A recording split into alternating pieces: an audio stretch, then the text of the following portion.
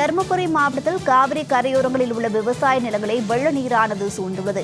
இதனால் காவிரி கரையோரங்களில் பயிர்கள் சேதமடைந்துள்ளது. அண்மை செய்தியை தற்போது நாம் பார்த்துக் கொண்டிருக்கிறோம். விரிவான விவரங்களுடன் செய்தியாளர் நந்தகுமார் இணைப்பில் இருக்கிறார். அவரிடம் விவரங்களை கேட்டறியலாம். வணக்கம் நந்தகுமார், இது குறித்தான விவரங்களை பதிவிடுங்க. வணக்கம் அரண்யா.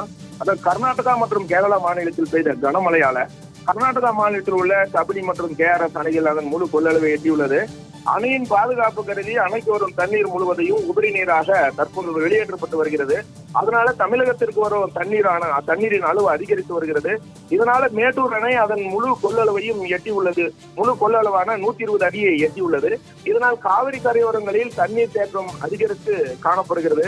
இதனால மேட்டூர் நீர்த்தேக்க பகுதிகளான சேலம் மற்றும் தருமபுரி மாவட்டத்தின் காவிரி கரையோரத்தில் உள்ள கரையோரங்களில் பயிரிடப்பட்டுள்ள பயிர்கள் முழுவதும் தற்சமயம் தண்ணீரில் மூழ்கி சேதமடைந்துள்ளது. குறிப்பாக மேட்டூர் அணையின் எதிர்ப்புறம் உள்ள நீர்த்தேக்க பகுதிகளான தருமபுரி மாவட்டம் யாமனூர், ஒட்டனூர், நாகமரை, பூச்சூர், சித்திரப்பட்டி, இளக்கோல்பட்டி உள்ளிட்ட பகுதிகளில் பயிரிடப்பட்டுள்ள வெண்டை, அவரை, காய்கறிகள், பீர்க்கங்காய், புடலங்காய், மக்காச்சோளம், காராமணி, நிலக்கடலை, பச்சைப்பட்டாணி மற்றும் கால்நடைகளுக்கு விதைக்கப்படும் சோளப்பயிர் உள்ளிட்ட தீவன பயிர்கள் 2000 ஏக்கரில் பயிரிடப்பட்ட பயிர்கள் அனைத்தும் தண்ணீரில் மூழ்கியது. இதனால் விவசாயிகள் தற்போது மனவேதனை அடைந்துள்ளனர்.